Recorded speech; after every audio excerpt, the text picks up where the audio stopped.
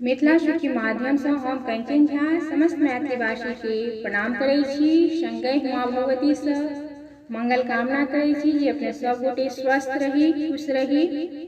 और आइ अपने सबके बहुत ही पारंपरिक एकटा मोहक के गीत सुनाबऽ जा रहल छी। आशा अछि जे अपने सबके गीत नीक लागत। जय मिथिला, जय मैथिली। सुनू ई गीत।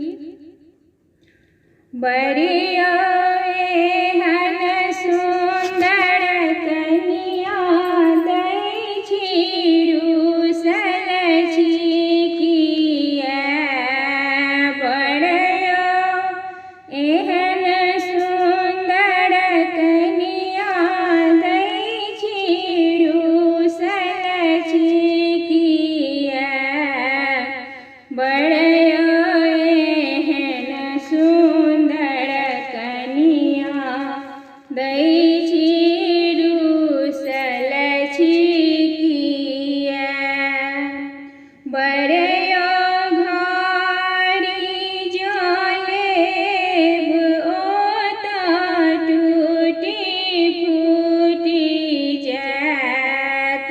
बड़िया घारी जँ लेब ओतऽ टूटि फाटि जायत। बड़िया पोसल पालल कनिया दै छी, सब दिन रहि जायत। बड़िया पोसल पालल कनिया दै छी, सब दिन रहि जायत। बड़िया अंगूठी जँ लेब ओकर मीना झरि जायत। बड़िया अंगूठी जँ लेब ओकर मीना झरि जायत।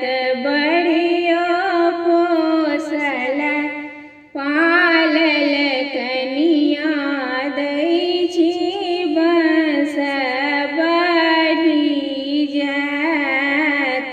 बड़िया पोसल पालल कनिया दै छी, बंस बढ़ि जायत।